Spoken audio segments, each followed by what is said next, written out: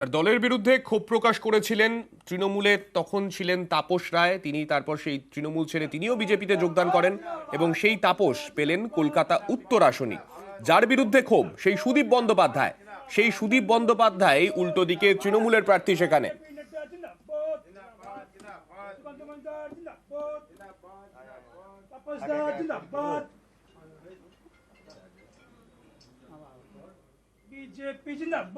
কোনো কঠিন লড়াই নয়, অত্যন্ত সহজ লড়াই।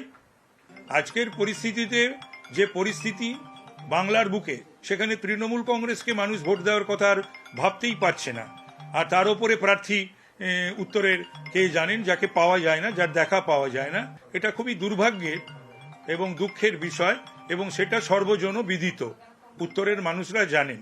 আমি আশা করি ওপরে দেবতা, নিচে গণদেবতা, সুতরাং এই দুয়ের আশীর্বাদ পেয়ে আগামী দিনে কলকাতা উত্তরের প্রতিনিধিত্ব আমিই করব বিজেপির প্রার্থী হিসাবে। তাপস রায় আর অর্জুন সিং দুজনেই দলের বিরুদ্ধে ক্ষোভ প্রকাশ করে তারপর দল ছেড়েছিলেন। দল ছাড়ার পরে বিজেপিতে গিয়ে প্রার্থী হলেন তারা। এক্ষেত্রে এই বিষয়কেও কিন্তু কটাক্ষ করতে ছাড়েনি তৃণমূল কংগ্রেস।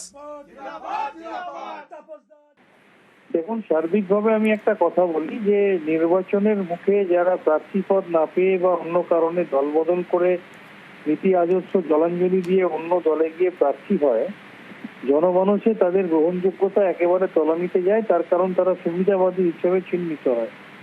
আর দ্বিতীয়ত আপনাকে মাথায় রাখতে হবে, বাংলার মানুষ ভোট দেবে দুটো জিনিস মাথায় রেখে। এক হচ্ছে মমতা বন্দ্যোপাধ্যায়ের নেতৃত্বাধীন উন্নয়ন, আর দুই হচ্ছে বিজেপির বাংলার প্রতি বঞ্চনা। সুতরাং বাংলার মানুষ বাংলার বঞ্চনার বিরুদ্ধে বিজেপিকে বর্জন করবে এবং উন্নয়নের সপক্ষে মমতা ব্যানার্জিকে গ্রহণ করবে। সেটা উত্তর কলকাতা হোক, সেটা ব্যারাকপুর হোক, সেটা বাংলার 42টা আসনে যে কোনো আসনই হোক।